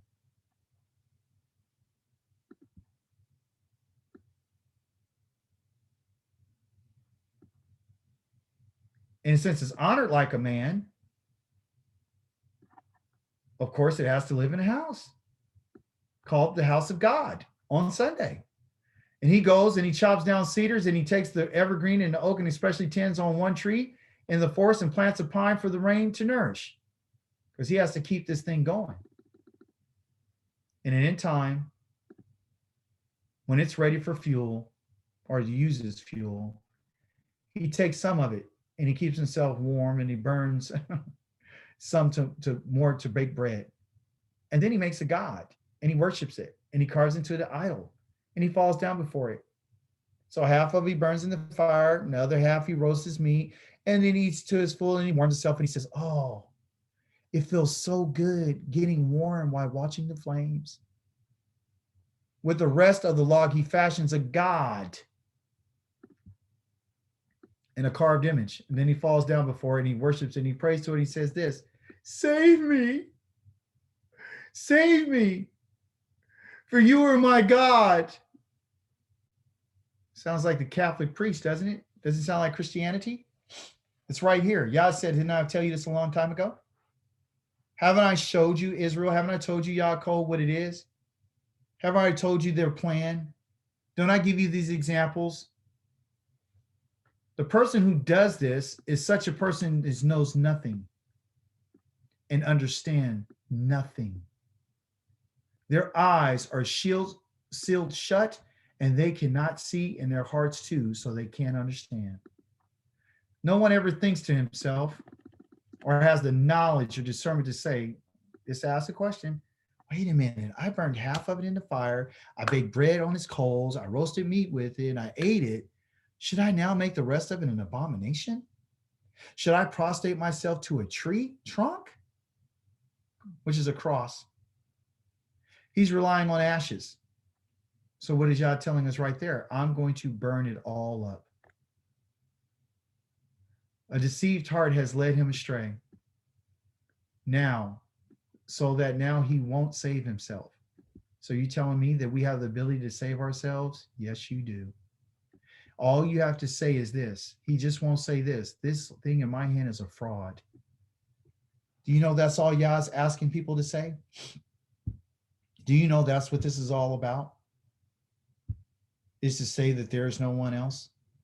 All you and I have to say is this thing in my hand is a fraud, and I did that. When I found out that what I was worshiping was a magic show and a trick, and that it wasn't real, and I realized that it was a big lie, I acknowledged it. I did. And we have to acknowledge it by the way we live our life, and we got to stop playing with people. If someone's going around and saying that the thing that they worship in their hand is real, you are sitting placating them and being their friend and not telling them, you got a problem, because you need to tell them this. You know, that thing that you have in your hand is a fraud, and show it to them. It's a fraud. It's not real. He says, keep these matters in mind, Yaakov. For you, Israel, keep what matters in mind? Everything I just told you. So you won't fall for the prostrate yourself before the tree trunk. You won't make the image of a man. You won't ask something to save you. You'll know for sure that there's no one else except for me. I need you to keep these matters in mind, to have them in your head, Yaakov. For you, Israel, my servant. I formed you, and you are my own servant. Israel, don't forget me. It started off talking about how he would put his spirit upon us, and we would start calling ourselves by this name, which everyone enjoys, but they won't continue to read down. Our IUIC brothers out there in all these other camps have failed to read all the way through here to find out. They're excited about knowing him, but are they excited about what he just said? He's saying, I formed you. You need to keep this in mind, that there's no one else who can save you. There is no other rock. Don't forget me. And now the closing argument or the closing statement, which is beautiful. Look at what he ends it with. He says, like a thick cloud, I wipe away your offenses. Like a cloud, your sins. He just told you and I that you don't need the tree trunk. He just told you and I we don't need the image of the man.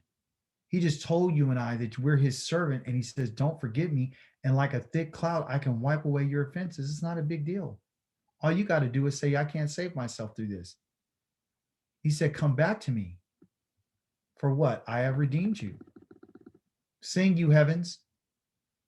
Now he switches the conversation from Israel to the heavens. And the reason why he's doing this is because he's about to tell you what Yahweh has done. He says, sing, you heavens. How's the heavens going to sing? For Yahweh has done it. Has done what? Shout, you depths of the earth. You mountains, you break out into song, along with every tree in the forest. For Yahweh has redeemed Yaakov. Not some man. He glorifies himself in Israel. Here's what Yahweh says, your Redeemer who formed you in the womb. That's the third time he said it. I am Yahweh who makes all things, who stretched out the heavens alone, who spread out the earth all by myself.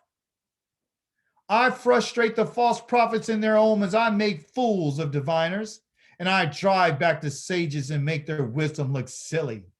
I confirm my servants' prophecies, and I make my messengers' plans succeed. I say of Yerushalayim, she will be lived in, and of the cities of Yehuda, they will be rebuilt. I will restore their ruins. I say to the deep sea, dry up, and I make your streams run dry. I say of Koresh, he is my shepherd. He will do everything I want. He will save Yerushalayim.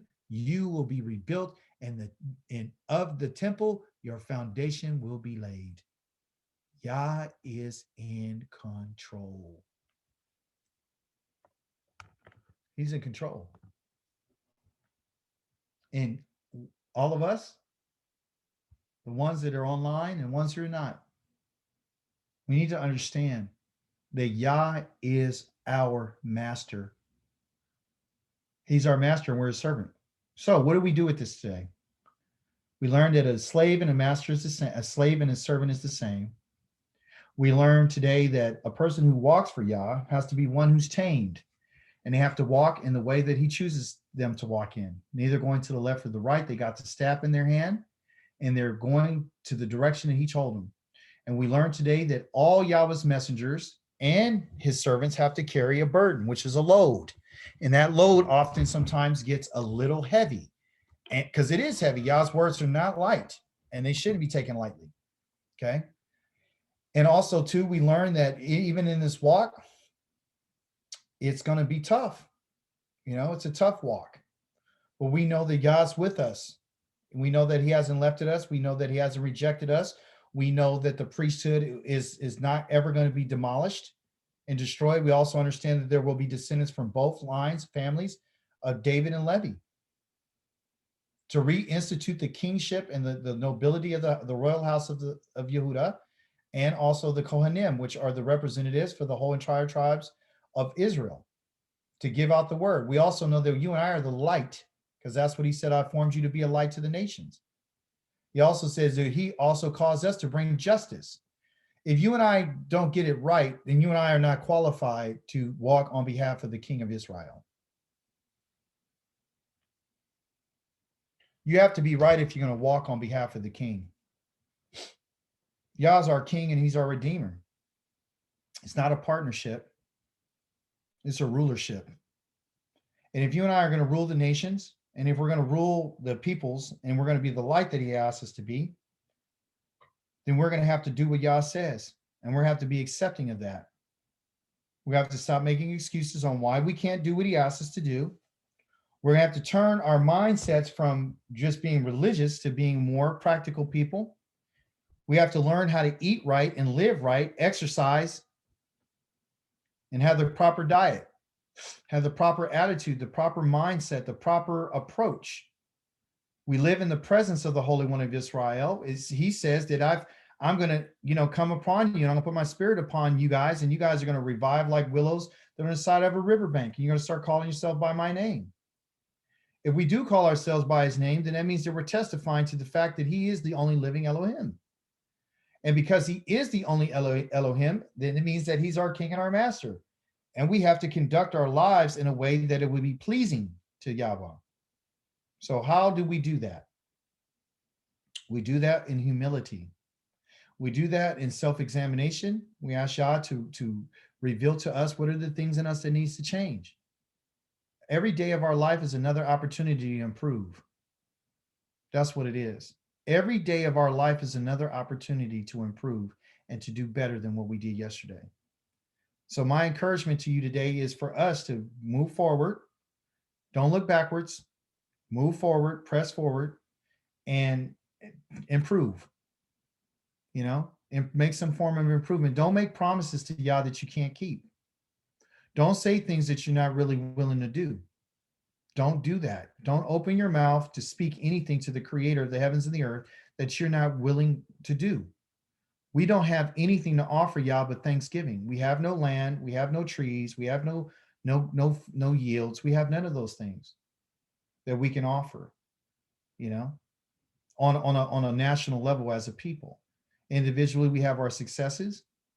Individually, we might all be doing good and okay, and Yah's been taking care of us. But when I talk about Israel, and I talk about the tribes of Israel and Yaakov, I want us to take more of a national approach to say, what is my contribution to my nation? And the contribution to our nation is, because we don't have a king or a priest right now, is to learn how to live the right way, how to be more understanding people, how to be more patient, how to be more kind, how to, like I said, examine ourselves and find out where those deficiencies are. Like, take a piece of paper out and write out some of the things that you like about yourself. And then on the other side, write the stuff that you don't like and be honest about those things. You know, if you don't like the way that you're eating, you change that. If you don't like the way that you're looking, change that. If you don't like your appearance, change that. Make some improvements upon that. If you don't like the way that you're speaking, if you don't like the words that are coming out of your mouth, then change that. Because that's what it is. You know, we are earthly people. We're humans. We're human. We're from the earth. You know, be careful what you eat. Be careful what comes out your mouth and what goes in your mouth.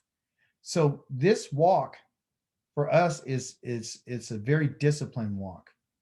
And that's what makes us who we are. And if we're going to be called by his name and he's a king, that means that you and I are his sons and daughters, then we have to conduct our lives in a way that will be conducive to that. We have to walk in nobility. So do some research and find out how do kings' children live? How do they live, and how do they speak, and how do they dress, and how do they behave, and how do they respond? You know, every time you get in a situation, you don't have to respond immediately. This week I learned that, you know, I got upset about something and I said, you know what? I'm going to do something different. I'm not going to respond right now.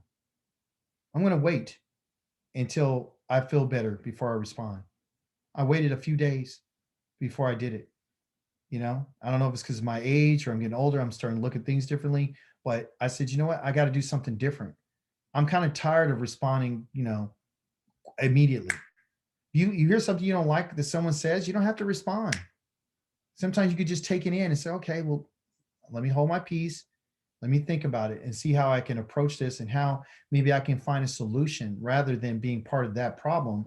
Maybe I can sit back and say, okay, I need time so I can come up with a solution. I can come up with an answer or something that could be very helpful. Now, are we going to be successful in all our attempts to help people? No, but it's really not for them. It's really for you, you know, and who knows if you did respond later, the person can take that information, be like, wow, you know, and then you explain why you did what you did, like why you responded or why the delay. You know, it's okay to let people know where they have made a mistake or they've crossed you. Yah doesn't want us to walk around and let people do whatever they want to do to us. He says, if something happens, you still bring it to their attention, but it's in the manner in which you do it. You know, think about when you do come to that, think about how the creator has been patient with us and how would he want me to approach this, and ask him, how do you want me to respond to this? You know, you know, in our Torah portion, it was about responses. The last part of our Torah portion, it talked about these men of this tribe were like, hey, you know, you gave this land inheritance to the daughters of Zelophehad, and you know, but if they marry somebody outside of our tribes, then that land is going to go to somebody else. And Yah was like, they went to Yah. And I think ACHI'KA has said it best, and Best said it best, that why aren't they going to Yah asking him for answers? Which is a great way for us to start thinking. When we have a problem, let's go to Yah. Let's don't try to respond ourselves. Let's utilize this power and his strength and his wisdom and his great infinite knowledge that's before us, that we can go to him and we can ask him for the answer. And he doesn't need to respond immediately. That's another part of this equation, is that if we have, remember I said, you don't have to always respond quickly. Sometimes it takes time, right, to get a proper response. But also too, it may take time to get if you're taking time to get your response or to say your response, it takes time to get the answer. So let's don't be so quick to ask Yah for something and then we want an immediate response. Sometimes it takes time. Sometimes you have to go through a process to get your answer. Be patient enough to wait for it. Wait for your response. Wait for Yah to give you an answer. If it has something to do with business, don't be so quick like me, signing contracts and stuff and be excited and, didn't take the time to think about it, didn't seek any counsel on something. And then I had to deal with the repercussions of that, So wait for Yah, in anything. It's a relationship, it's in business, it's in employment, it's in, parenting, it's in husband and wife, whatever it may be. And if you notice, everything I said is a relationship that has to deal with other human beings.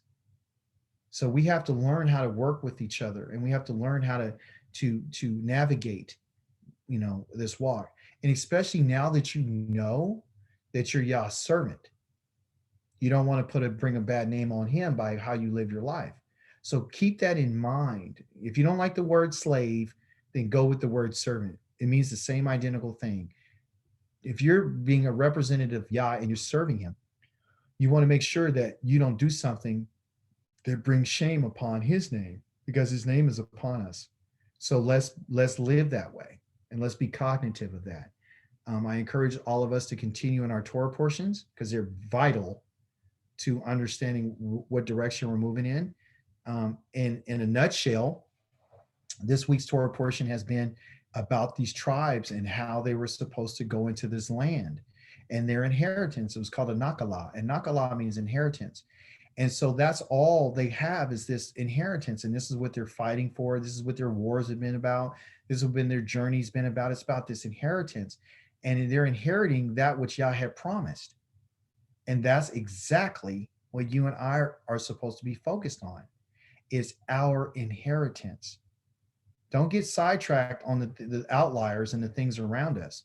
Don't get sidetracked on, employment and your business opportunities. Don't lose focus of what is really before you. The only reason why we're in this is because Yah loves us, and he made a promise that he wants to keep. Promise made, promise kept. That's what Yah's doing for us. He's keeping a promise. And if he's keeping his promise, then you and I need to keep our promise. Our promise was, whatever you said, we will do. That's what our ancestors said. And as a result of that, we have to keep that contract. I know we didn't say, well, I didn't make it. He said it wasn't for those who are there today. It's for everybody who's not even standing here today. It's perpetual. So this covenant is never going anywhere. So you got to get used to it. And if you're bound to it and you have an obligation to it. So learn what that is. And that's why I'm teaching you. So you can find out what this is about. And it's about the covenant. It's about our responsibilities, our obligations, us keeping our word. That was part of the Torah portion too. Don't make a vow that you can't keep. If you say something come out your mouth, then you got to keep it. A wife can't say something without a husband saying, if he let her say something and it was going to be detrimental to them, he never said anything, Yah says you're going to bear that. If a daughter says something, the father can say, nope, you're not going to do that. So if that's the case, Yah says you made a covenant with hell. You made a covenant with the grave. But Yah disannulled our covenant. Yah has said, no, it's not going to happen. Yah says you want to be like the nations. He says, that's never going to happen.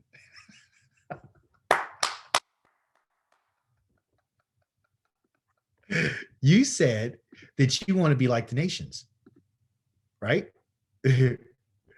That's what you said. Just like the father can do, this is why the Torah is important. The Torah told if a father can tell a daughter or a wife, whatever they said, he hears, he can say, no, that's not going to happen.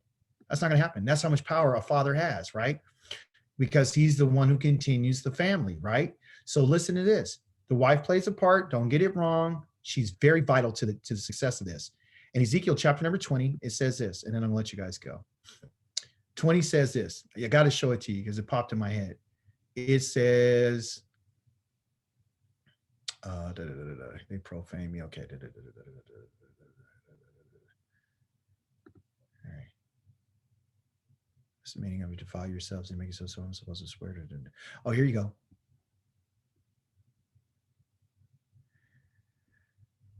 Am I supposed to allow you to consult me, house of Israel? As I live, said Yahweh Elohim, I swear that I will not have you consult me. And what you have in mind when you say, we will be like the nations, like the families of the other countries, serving wood and stone, will certainly not happen. It's not going to happen. As I live, says Yahweh Elohim, I swear, surely with the mighty hand and the stretched out arm and poured out fury, I myself will be king over you. I'm going to be king over you. And I will bring you out from the peoples and gather you from out of the countries where you were scattered with the mighty hand and the stretched out arm and poured out fury. And then I will bring you into the desert of the peoples and judge you face to face. Just as I judged your ancestors in the desert of the land of Egypt, so I will judge you, says Yahweh Elohim. I will make you pass under the crook. Right? I told you the crook is that crook on that staff. You're going to go under this crook. Right? You're going to get under the crook. You got to be disciplined. And I'm going to bring you into the obligations of the covenant. It's not done. And I'm going to get rid of the rebels. No worries. Okay?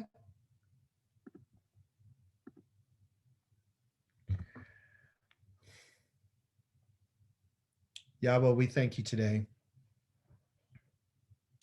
We thank you for this Shabbat, Yom Shabbat, Yahweh, Toda Rabbah. We thank you for the gathering of your people today. We thank you for your Torah. We bless your holy name. We're before you, Yahweh. We're sitting or standing or laying before you as your people. And we're asking that you would continue to guide us along this journey that we call life, and that you help us. You said that you will help us. You said that for us not to be afraid, that you formed us and you made us and you created us. And you made us for yourself, and then we're your servant and we're your witnesses, Yahweh. You said that you are our Elohim. You made a promise to our fathers, AVRAHAM, YITSCHAK, and Yaakov, that you would give them land and descendants, and also, too, that you would be their Elohim forever.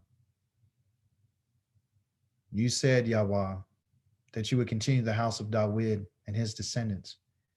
You promised that you would give the Kohanim as descendants as the stars. You said that if we could break that covenant that you have with the day and the night, that David and the Levim and the Kohanim will cease to exist before you. You said if we were able to measure the foundations of the earth, that Israel will stop being a people before you. You said, Yahweh, that you would not be able to count the number of the stars as the descendants of AVRAHAM, YITSCHAK, and Yaakov. You said that you'll be our Elohim. You said that you're going to gather us and take us back. You said that you're going to give us a land of wheat and barley and pomegranates and figs, and that you would give us vineyards and wine to drink. And you said that you would provide enough food that we have enough to eat. You said that you would rescue us from our enemies.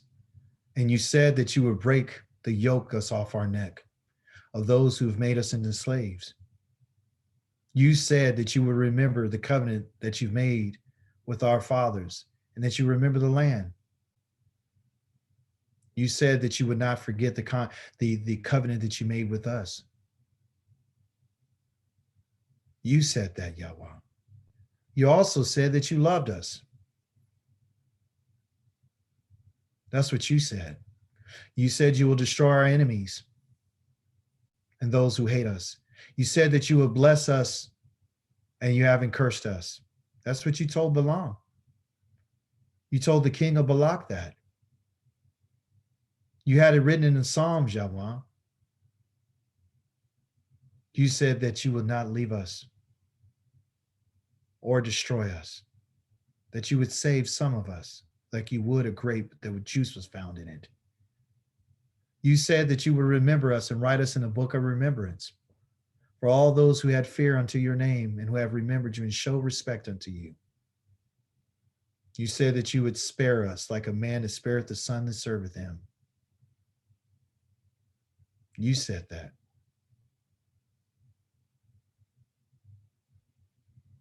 You said you'll be our Elohim forever. And what we say is, we thank you. You said if we would give thanks to you, you would receive it as an offering of our lips. We give that to you today on this Shabbat. We thank you for our homes, and we thank you for the food, and we thank you for the clothing. We thank you for our families and those who you have entrusted unto us. We thank you for the air that we breathe, the eyes and the ears and the hands and the feet that you've given us. We thank you for our trouble, because in it we can find help through you. We'll find understanding. We can learn from it. We thank you for the adversity, and we thank you for the time of trouble that we have and that which is coming upon us. We thank you for the discipline of bringing us to lands that are not ours, so we can see and open our eyes and calculate and find out how far we really truly fallen from you. We thank you that you allowed us to be introduced to other gods. For now we know that they cannot save us. Now we know that they don't exist. And now we understand, and we thank you. We thank you for the hardships of our ancestors. We thank you for what has happened to us as a people and a nation, that we may be able to reflect upon what we have done, that we may turn from those ways and those behaviors and that manner of life and conduct. Forgive us, Yahweh, for breaking your laws. Forgive us for ignoring the words that you have spoken to us. Forgive us for our despising that which is good. You said that we love evil. We loved songs that have to do with evil. We love doing that which is evil and wrong. Forgive us for our love of injustice. Forgive us for forgetting about the poor and the widow and the fatherless and the stranger and the foreigner. Forgive us, Yah, for not praising you for the abundance of all things. You have given us everything, and yet we have nothing to give but our praise. And that's what we give today. We say thank you. Toda rabah Yahweh. Hallelujah. Hallelujah.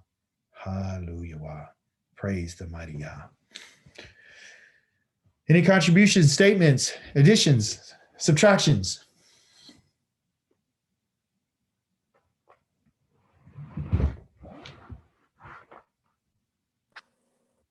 Thank you. It was a wonderful study. Praise the Holy One of Israel. Thank you. Thank you. You're welcome. You guys enjoy your Shabbat today. All right. Yoruba. Toda rabah. Shalom. Shabbat Shalom. Shabbat Shabbat shalom. shalom. Shalom. Shalom.